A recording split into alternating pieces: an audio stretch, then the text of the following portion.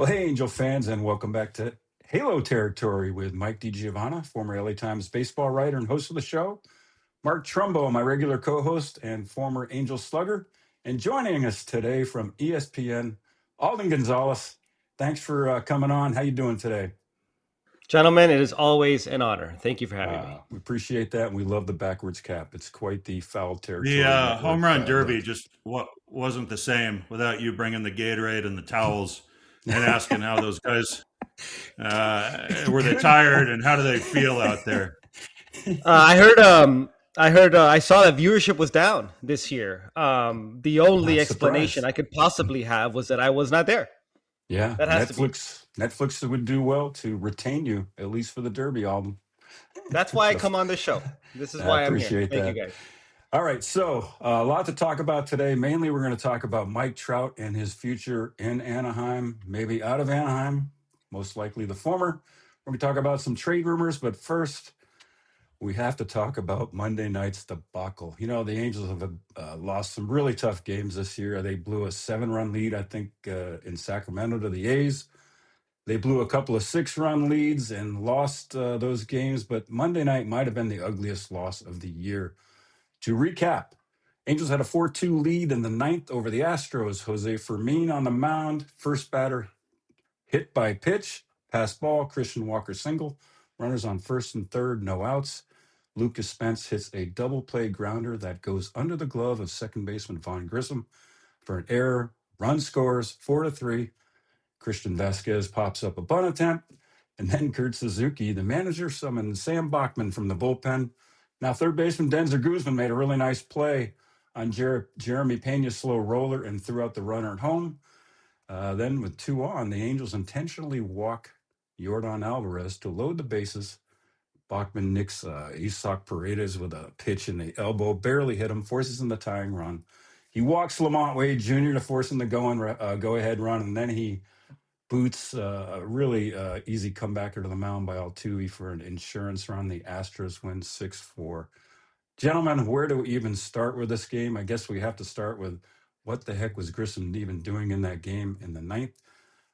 He had pulled Kurt Lowe, the left fielder, who had made a really nice diving catch for defensive purposes, and he did not do the same for Grissom. When I think I went back and looked 12 times this year, Oswald Peraza, the better fielder, has come in late games to play second. He did it at third base a bunch earlier in the year.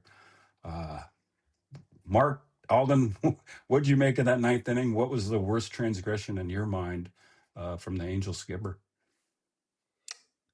Well, DJ, I don't think he pulled Kurt Lowe. I think it was Josh Lowe that he Oh, did pulled. I I hope say I'm not the Kurt only Lowe? one that caught He's that. gonna love that. He's not a big fan of the show, by the way.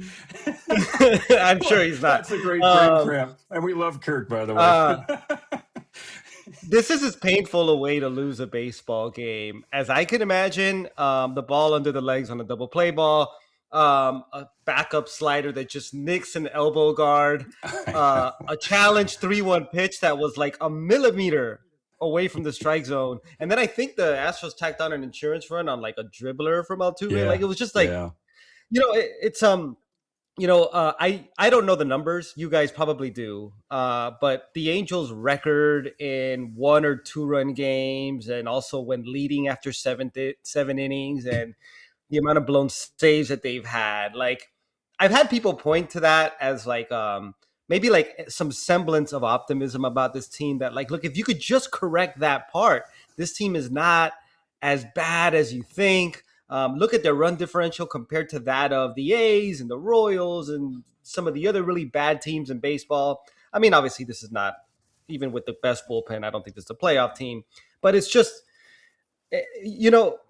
I've had other people from other organizations say, like, look, the Angels have, like, good arms. Like, their pitching is actually in decent shape. Like, the stuff that these guys throw out of the bullpen is really good. They often don't command it well enough. And I think just they've had too many losses like this season. And Mark, you could speak to this because you've been in the room. There's nothing more deflating to a team than just continually losing games in which you're leading late. I mean, that takes a toll. Yeah, I think it was 9 times now they've lost games when they had a lead after 8 innings. Mark, what do you? That's Well, I haven't been in this current room, so I don't know what the vibe is like. This loss, one of many. They've lost a lot of games this year. How many saves career-wise does Jose Fermin have, Mike? I think it would be 0, Mark. 0 for 5. That would have And been his first. If he... yeah. On the flip side, Jordan Romano has 4 saves in the month of July and a 1.35 ERA for the Rockies. There you go. Is he still the Angels leader in saves, Mark? I forgot to look. I think he has to be, unless okay. So this bullpen by committee or closer by committee, high leverage. I'm not into that. I understand partly why, but I think that's what you do when your bullpen's thin, and you're going to put Zephyr John, who did look a little fatigued yesterday. The blazing heater was down a few miles an hour, but to his credit, he got worked out of a little bit of a jam. But it looks like there's a pretty good gauge for how much you can lean on him. And I didn't know who was going to come out in the ninth. I knew Zephyr John wasn't going to go 2 innings, so Fermin's name got called. And the ninth inning is, a lot of guys think that it's just another inning, but I've seen many wilt under the pressure, and kind of looked like that's what happened. Kind of a sloppy start, hit a batter. And then what I wanted to ask Alden, as a former stud middle infielder from the Miami area, technique-wise, what do you think happened on that ground ball that went through the wickets on Grissom? Did you see anything? I mean, I don't know what happened. The ball went under his glove. All right. Well, that's an F. What he didn't do is move his... New England born and raised middle infielder, it looked like he was setting his body to make the throw to second, where he was getting down. He got down low enough, but he was like shifting his body to make that pivot a little too early. No? This is why I didn't even try, man. All right, let's let the first baseman and corner outfielder answer. No, former third baseman Mark Trumbo. Let's hear him say this. In a no-hitter. Vaughn, okay, here's what I saw, and I watched it a number of times. He's got excellent hands, and he does some very special things. What he didn't do is move his feet at all. If you look on the replay, at least on the app, you're going to see the batter make contact, and then you're going to see him entirely stationary for the distance the ball traveled. To me, relying on his hands to make that play, and he has good hands, but the ball ate him up. He didn't move his feet. He didn't have those extra couple little steps to create a hop. And yes, the ball went underneath him, but it was because of his poor footwork on that play in particular that cost him. And that was a big moment in the game. They kind of spiraled from there. Altuve's, was it an easy play? I don't think that was that easy for any pitcher.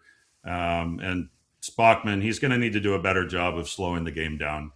I think a couple of these guys, a lot of these young guys, you can see it's almost visible how things start to speed up and those eyes get pretty wide.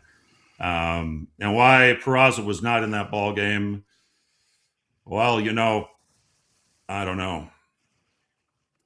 And I was going to say that HT listeners is why we have a former big leaguer on the show. I also question if Sam Bachman was available. I don't know if he was available I don't know if Kurt wanted to limit him to 1 or 2 batters. He pitched the day before. Why doesn't he start the ninth? Could not figure that one out as well. Just a whole lot. Why don't you have the closer pitch the ninth? Well, that's the thing. I agree with you totally. The ninth inning is a different beast. I don't care what part of the order you're in, whether it's the heart of the order. I understand their reasoning, wanting Zephyr John, who is their best reliever right now, to face the top of the order in the 8th. But, you have to have a decent option on the ninth inning. And if he wasn't going to start Bachman in the 9th, why pitch Zephyr John in the 8th? This leads us to our next question, and we and everybody else have been a little rough on Kurt Suzuki, the rookie manager. Where do we think his long-term or short-term future? Does he have a long-term or short-term future in Anaheim? My guess is no. I think after Mozeliak hires the general manager, if he indeed does, the first order of business is going to be to hire a new manager. I just can't see this working out for Kurt. There's been a lot of games like this where there have been a lot of moves that seem to make sense to even the most layman of fans. And then you see innings like the ninth inning last night. I don't think it bodes well for him. Any thoughts?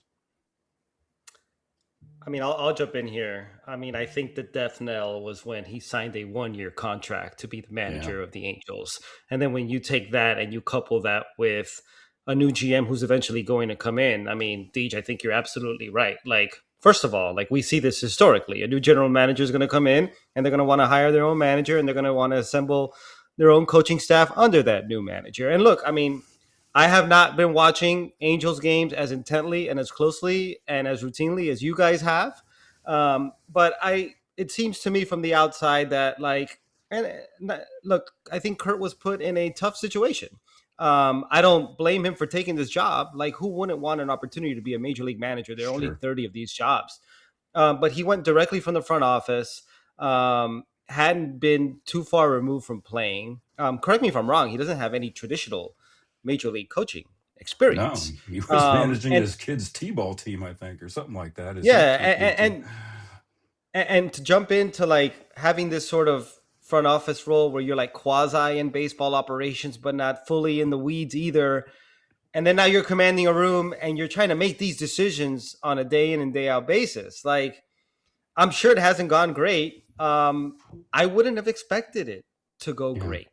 And so, no, I don't. I think I know John Mozeliak said when he came in that he was going to give everybody the year, which is what he should do, right? Like, take the season or what remains of it to assess what you have and give people a fair shake. There's no need to make a change in season.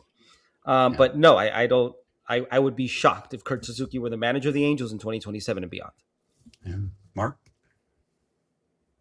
Well said. Yeah. It's been a tough year. All right, we're going to take a break for a word from our sponsors. And when we come back, we'll talk about our favorite center fielder, Mike Trout. Todd, Father, are you hitting some games this summer? What's the deal?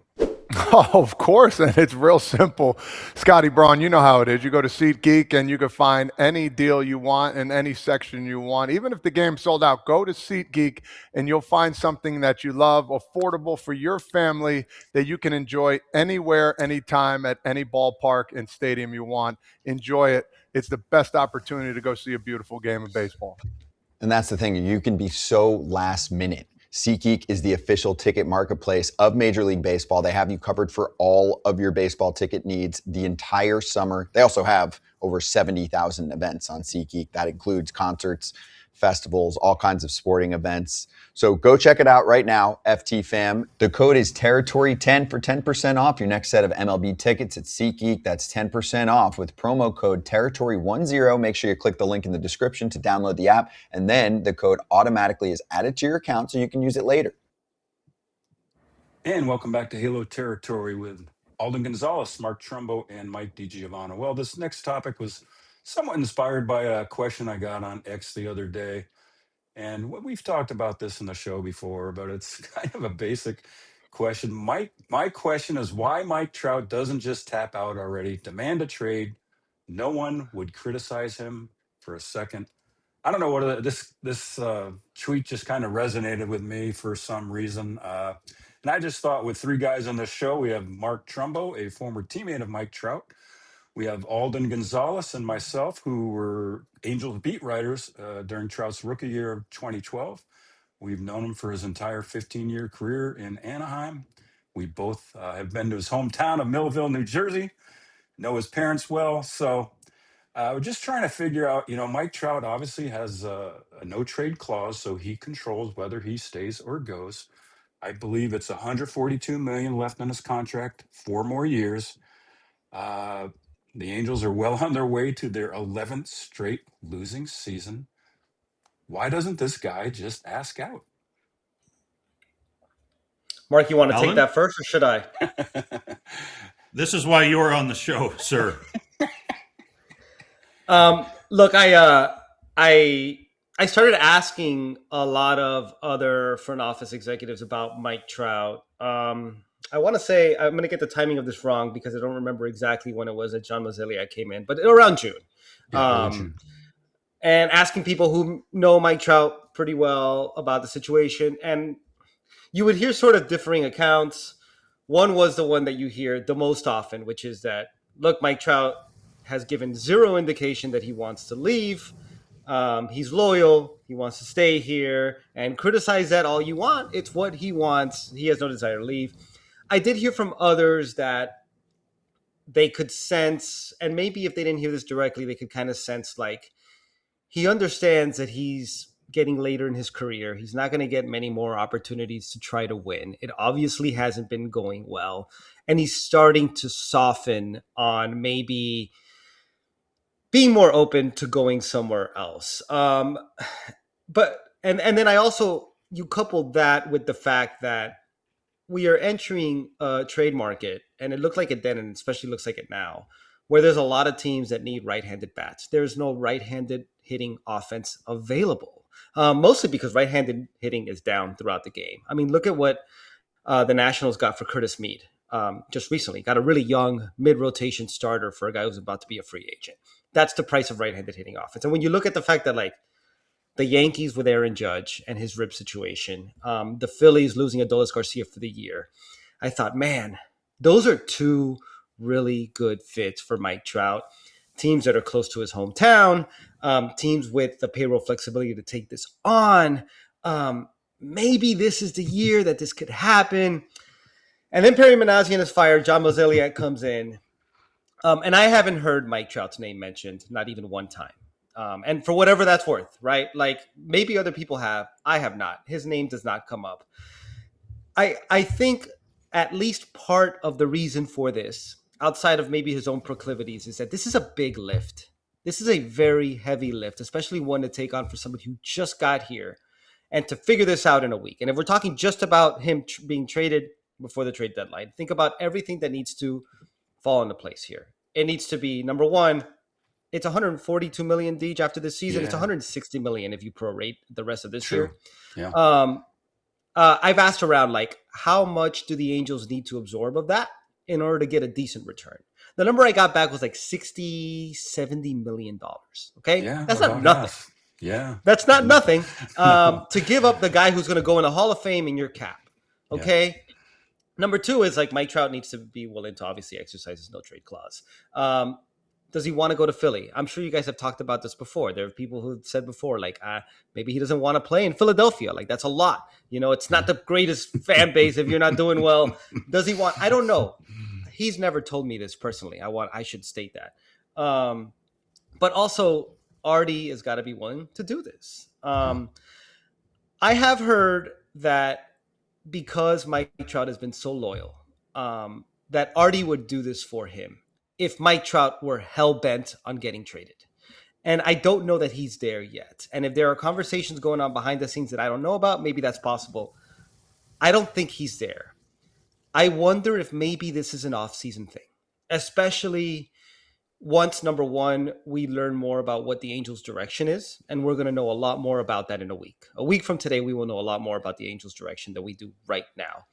And also, once we know what Major League Baseball's economic situation is going to be, because you can't be the Yankees or the Phillies and take on a contract like that if you're going to face much stricter economic penalties in 2027 and beyond with the new CBA.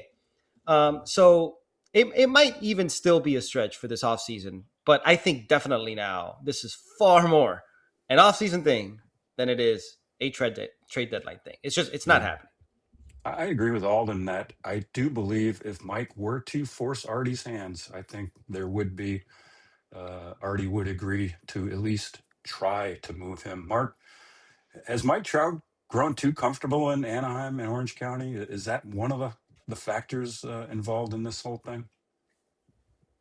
I don't know. He likes playing for the Angels. I mean, there's a point that could be made that he wants to win playing for the Angels. How far away is this team from winning baseball? Would be a question maybe Alden could speculate on if he would be nice enough to. But there could be a big part of it that it says, you know what, I've been here this long. It sure would be nice to get it done for this ball club.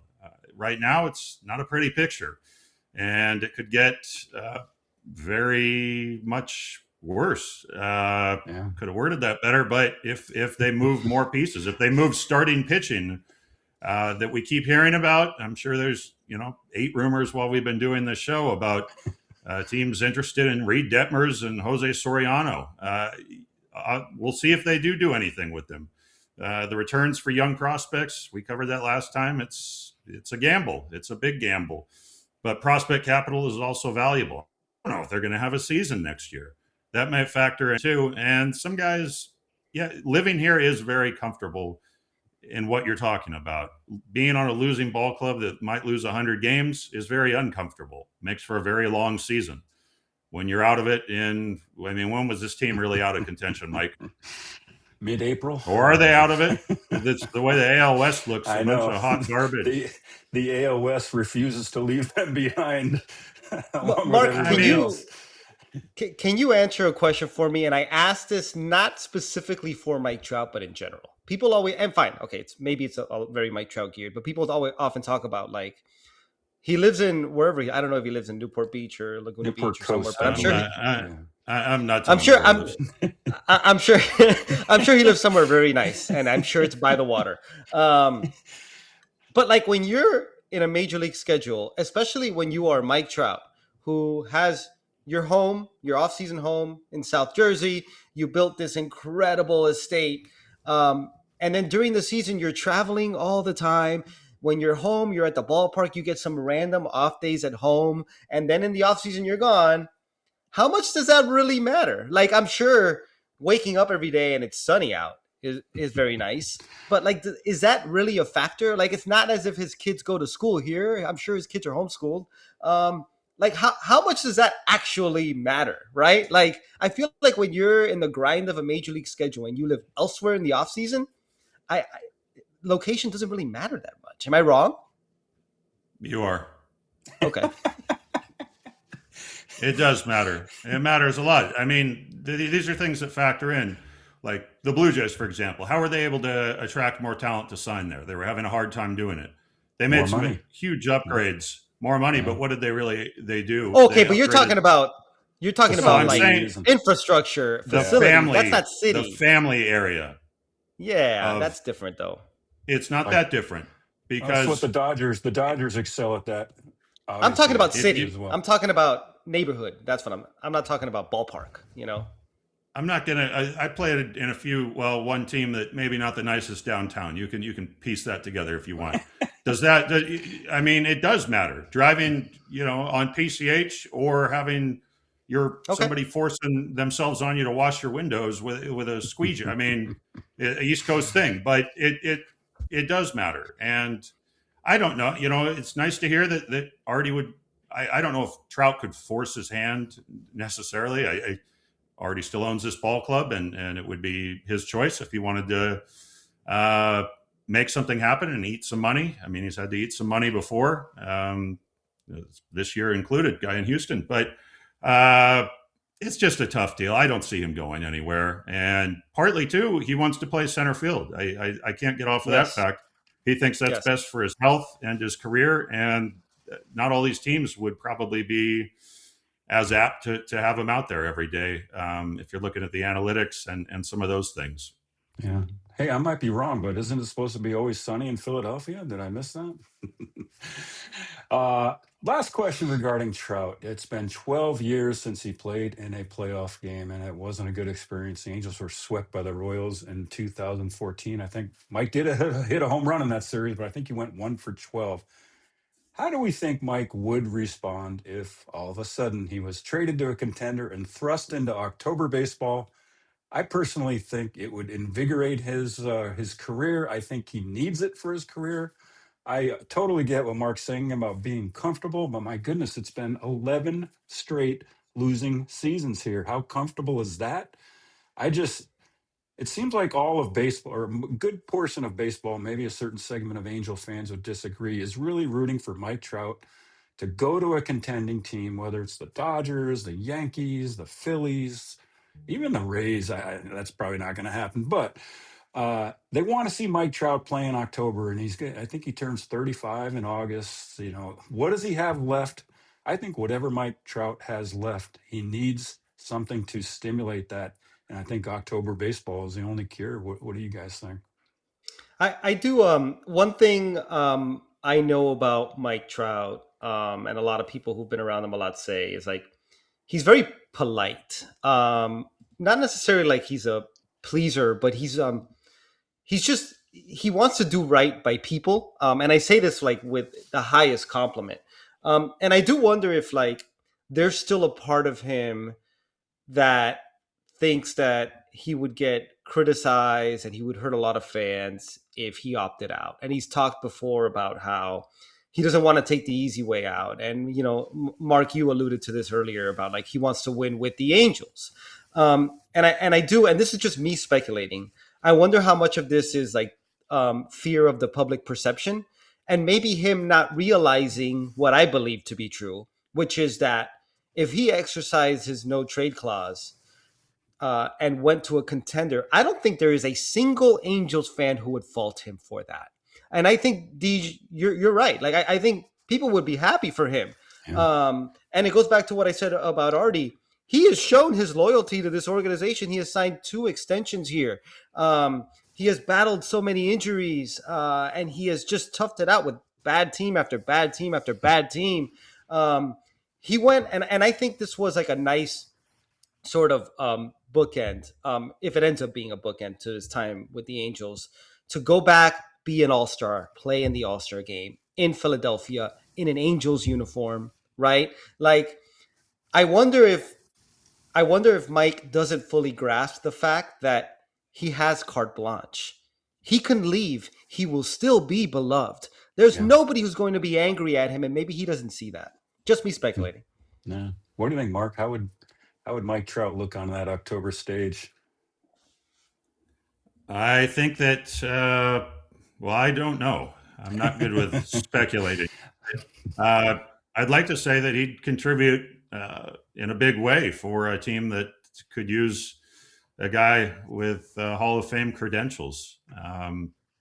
But personality-wise, he's very easygoing. He's very laid back. That does not escape me. He's never had a single, well, he's done things the right way. He's a true professional. He keeps his head down. He's not looking for the attention. You go to a place like Philadelphia, New York, you're going to get all the attention, and you're going to get all the scrutiny. He's not the prime version of Mike Trout, but he's still a very capable player. Had an excellent series in San Francisco, and these things are tough because I don't know, but I'd like to say he'd win a World Series MVP. And speaking of that, Alden, one last question, if you wouldn't mind.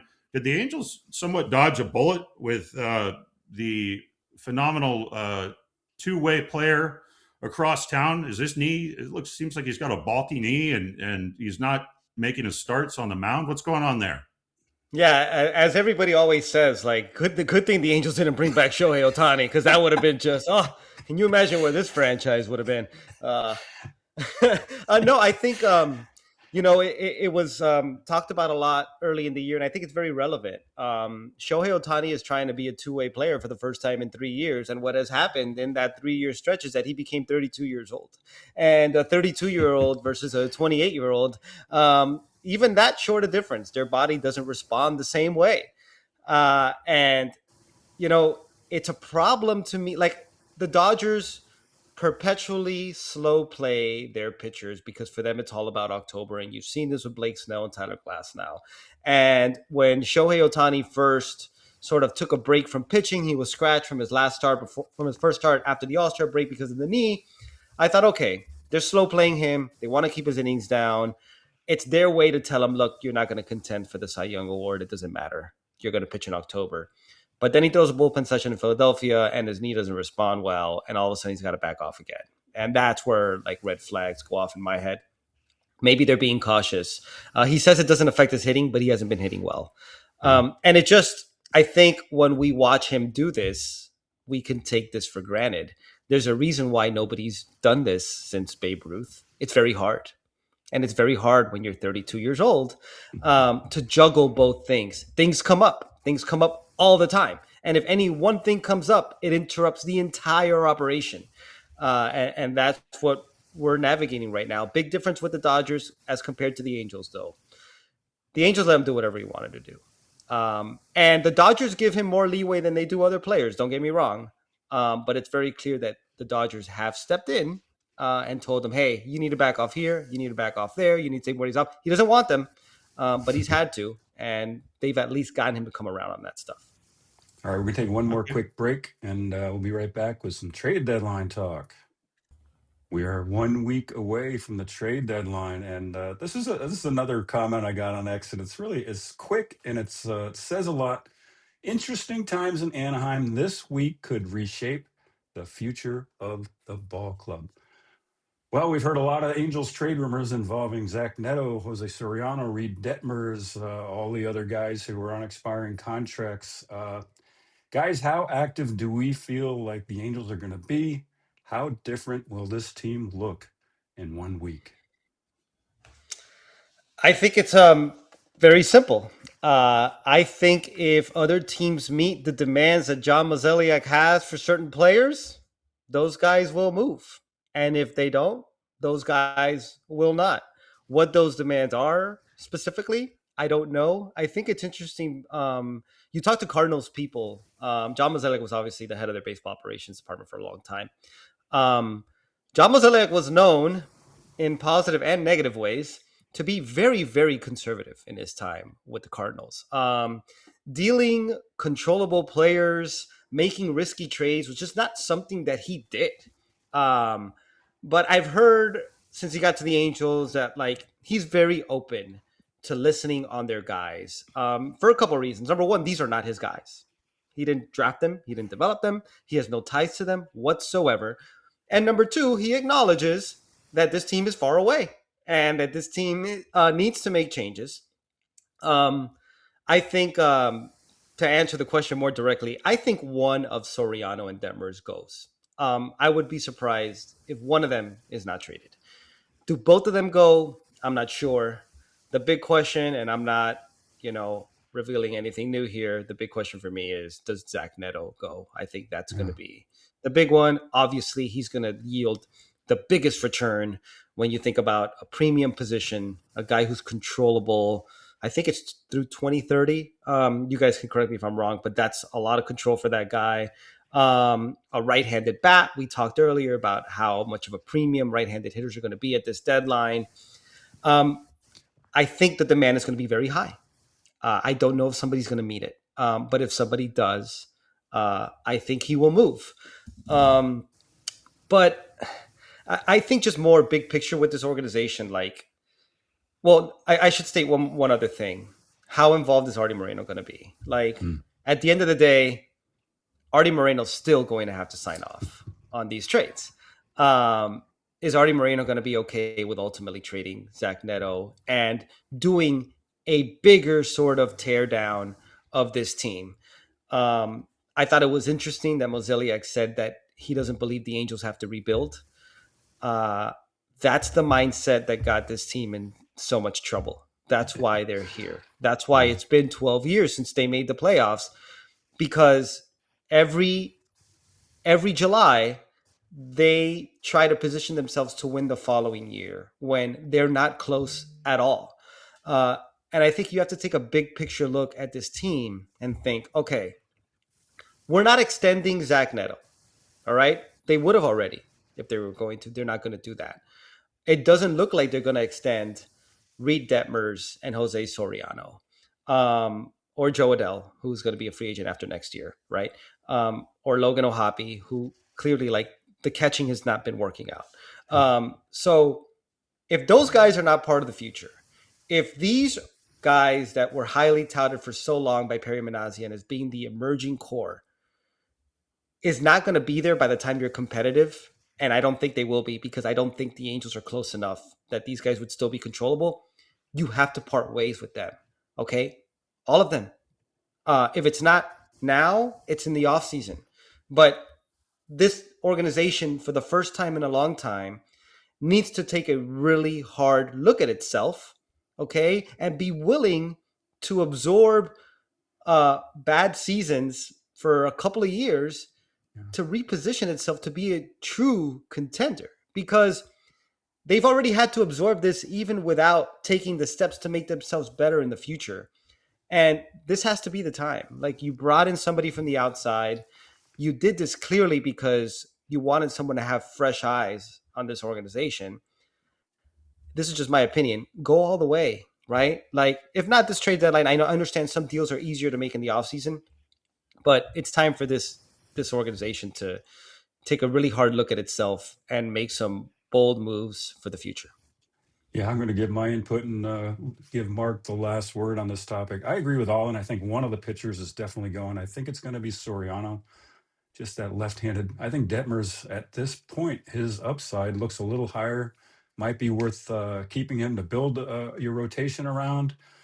I think Zach Neto. What I see is a market that is the probably the most fruitful trade market you're going to get for a guy like Zach Neto, the right-handed bat.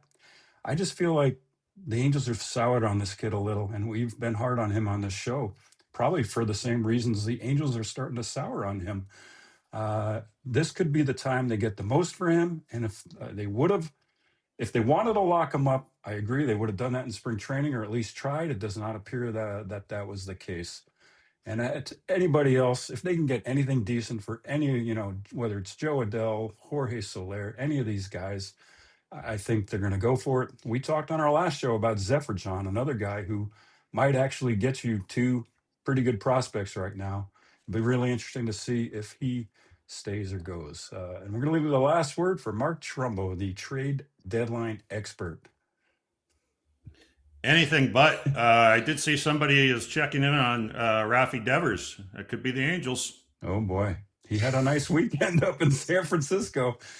Mark Perfect likes fit. he likes his power bat. When Rafi Who is doesn't? hitting, he's a good player, but he costs a fortune, and there's so much baggage with that guy. It's But just money. It's just he would money. You be. just bring him in, and you bring in a couple other guys, and maybe you got something to work with, or you trade them all away. And I don't know what the next couple of years will look like, if there is a next year for baseball. But That's true too. Alden, some great stuff today. Very thorough, very informed. That was very nice of you to come on. Yeah, we appreciate it, AG. Always great to hear from you. And Kurt Lowe, I hope you enjoy this show. We love you, buddy. Hey, thanks for joining us. Please like and subscribe, and we're going to see you next time on Halo Territory. If you made it this far, you'll love this next video. Check it out right here, and make sure you subscribe to Halo Territory for more Angels coverage like this multiple times a week.